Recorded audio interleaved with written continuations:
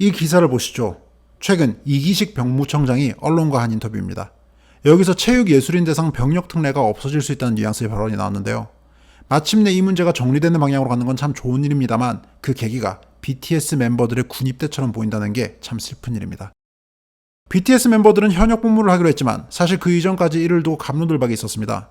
무려 보수정당의 정치인이라는 사람마저 나와서 BTS가 국위선양을 했는데 왜 군대에 가야 하냐며 특례를 검토해야 한다는 주장을 하게 됐습니다.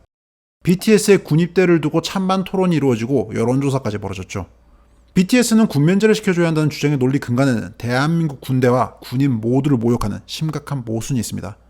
군 복무라는 걸 신체 건강한 남성들에게 가해지는 징벌처럼 만들어버리는 그런 모순입니다.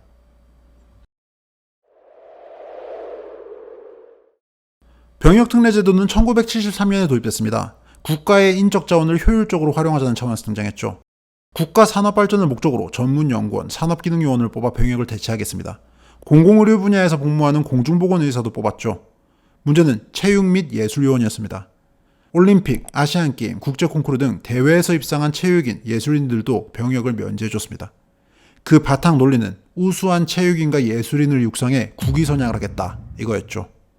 산업기능요원이나 공중보건의사의 경우 공공차원에서의 필요에 의해 선발한다고 쳐도 예체능 분야에서 국위선양, 그러니까 나라의 이름을 널리 알렸다는 이유로 군 면제를 하겠다는 건 이상합니다. 쉽게 말해 나라 이름을 알려줬으니까 군대 면제해주겠다 이런 논리인데, 이런 포상 성격의 군 면제는 국가 차원에서 군복무를 일종의 부정적인 행위로 간주한다는 모순을 만듭니다. 대한민국에서는 법에 따라 모든 신체 건강한 성인 남성은 병역의 의무를 진다고 규정하고 있습니다. 그리고 이는 신성한 국방의 의무의 일환으로서 떠받들어지죠. 그런데 대회 등에서 우수한 성적을 거뒀으니까 병역 의무를 면제해준다는 건 앞뒤가 안 맞습니다. 한국의 신체 건강한 남성들은 모두 벌을 받아야 하는데 국위선양하면 봐준다 이런 겁니까? 이러니 병역특례제, 특히 체육예술인 대상 병역특례에 대한 반감들은 점점 커져왔습니다. 게다가 프로 선수들이 아마추어 선수들을 상대로 입상해서 병역 면제를 받는 일이나 그저 병역 면제를 따기 위해 출전하는 것 같은 국제대회, 콩쿠르 등이 논란이 되기도 했죠. 이런 병역특례의 존재는 그 자체로 군복무에 대한 부정적 인식을 강화할 수밖에 없습니다.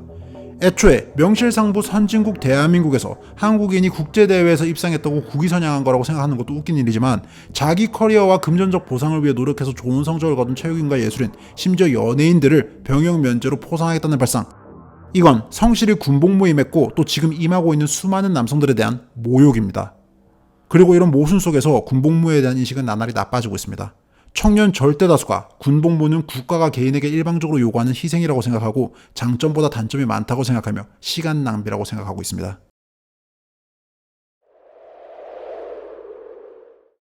다시 병무청장 인터뷰로 돌아와서 체육예술 병역특례 폐지 이야기가 병무청장 입에서 나온 건 환영할 만한 일입니다. 다만 BTS 현역 입대가 계기가 된 것 같은 그 배경과 맥락에는 조금 불편함이 느껴집니다. 문제는 인터뷰 다음 내용입니다. 병역 자원 부족에 대응해 여성 징병제를 도입하는 방안에 대한 질문이 나왔는데요. 여기서 병무청장은 아주 단호하게 말합니다. 검토하고 있지 않다고요. 여성 징병제 도입이 시기상조이고 자칫 우리 사회가 또 다른 갈등에 빠져들 수 있기 때문에 신중해야 한다는 겁니다. 이 대목을 보며 참 개탄스러웠습니다. 물론 여성 징병제 도입에 찬성할 수도 반대할 수도 있습니다. 하지만 병무청장이 언론과 공식 인터뷰를 하는 자리에서 이런 질문이 나왔다면 최소한 병무청의 입장을 논리적으로 전달할 책임이 있습니다. 여성 징병제를 도입할 계획이 없다면 현행 남성에게만 실시되는 징병제의 당위성을 논리적으로 설명했어야 했습니다. 그런데 무작정 시기상조라는 말, 그리고 갈등이 심해질 수 있다는 말로 이 설명을 대신하는 건 비겁하게까지 느껴집니다. 도대체 시기상조라는 게 무슨 의미입니까? 지금 보시는 자료는 여성 징병제 도입에 관한 만 18세에서 28세 대상의 여론조사 결과입니다. 공감한다는 답변이 절반을 넘습니다. 이미 사회적으로 충분히 논의되고 있을 뿐더러 심지어는 찬성 여론이 과반입니다. 이런데도 그저 시기상조라면서 분명한 입장 표명을 피하는 건 비겁합니다. 우리 사회가 갈등에 빠질 수 있기 때문에 논의하지 않겠다는 말도 우습습니다. 이미 젠더 갈등은 굉장히 심각한 상황입니다. 지금 우리 사회에서는 이른바 여성인권주의자들과 남성인권주의자들이 격렬한 싸움을 벌이고 있습니다. 그리고 그중 가장 뜨거운 감자가 남성에게만 부과된 병역 의무죠. 여성운동은 구시대 벌어졌던 여성에 대한 차별을 해소하는 데 일조한 바 있습니다. 그런데 오늘날 이는 남성에 대한 역차별로 이어지고 있다는 지적이 나오고, 심지어 여성에 대한 우대 정책이 특권으로 자리 잡은 경향도 있습니다. 게다가 극성 남성 혐오주의자들이 여성운동을 명분으로 내세워 각종 혐오와 갈등을 퍼뜨리고 있기도 하죠.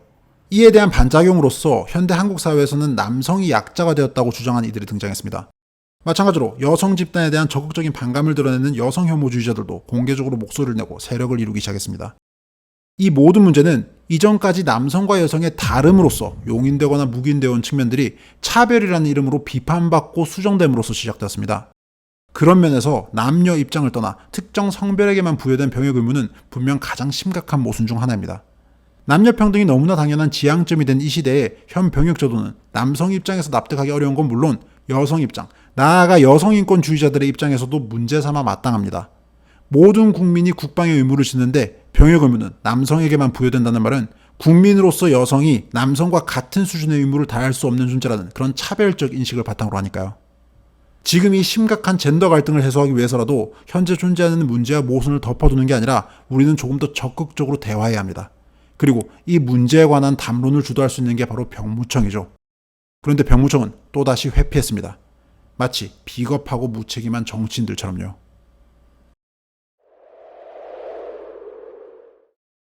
저는 신병교육대대에 조교로 군복무를 했습니다. 성별을 근거로 차별을 해서는 안 되지만 분명 성별에는 차이가 존재한다고 믿는 오늘날 기준으로 구시대적인 인간으로서 나름대로 성실하게 또 자랑스럽게 복무했습니다. 병역 의무를 다한 선배 세대가 있었기에 제가 평화를 누리며 살 수 있었고 공동체의 일원으로서 제 역할을 다하는 거라고 생각했죠. 하지만 시대적 흐름에 따라 이제 징병제는 사실상 유지가 어려운 상황이 되었습니다. 앞서 언급한 평등과 원칙에 관한 문제를 차치하더라도 현 징병제도는 무너지고 있습니다. 인구 구조의 급변으로 병역 자원이 부족해지는 건 물론이거니와 장병의 질도 약화되고 있습니다. 소위 꼰대 같은 소리라 이런 이야기에 반감을 느끼는 분들도 계시겠지만 오늘날 군대는 예전 군대와는 달라도 너무 달라졌습니다.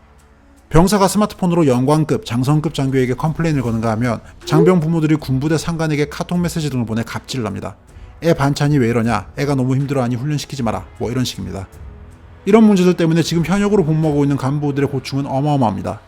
군대에서 일어날 일이 아니라 초등학교 보이스카웃에서 일어날 것 같은 일들이 벌어지고 있는 게 현실입니다. 물론 군인답게 훌륭히 복무하고 있는 수많은 청춘들이 있겠지만 이런 어이없는 사례들이 계속 늘고 있다는 게 우려스러운 부분입니다. 오늘날 징병제는 마치 초중고의 연장선처럼 되었고 군부대가 부모들과 병사들의 각종 불평불만과 갑질에 휘둘리고 있습니다. 군이란 최악의 상황을 상정해 양성하는 국가의 가장 핵심적인 기반 중 하나입니다. 그런데 장병질에 대한 신뢰가 나날이 떨어지고 있고 현행 징병제도가 붕괴되고 있는 만큼 이제는 전격적인 결단이 필요한 때라고 생각합니다. 모병제로의 전환 말입니다.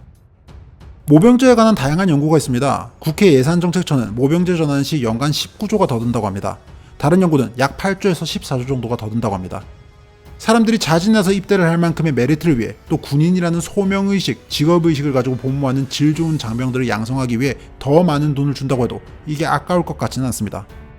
딱히 구체적인 이유도 없으면서 아무튼 민생이 힘들다며 전 국민에게 25만 원을 뿌리겠다는데 여기에만 예산 13조가 듭니다. 이런 식으로 정치인들이 표장서를 위해 뿌려대는 눈먼 돈만 모아도 모병제 전환과 더불어 장비 개선 등을 통해 현 국방 전략을 유지할 수 있습니다. 문제를 덮어놓고 문제로부터 도망치는 건 무책임하고 비겁합니다. 오늘날 한국 수많은 영역의 리더들이 이렇게 행동하고 있습니다. 이건 결국 미래의 국민들에게 폭탄을 떠넘기는 일밖에 안 됩니다.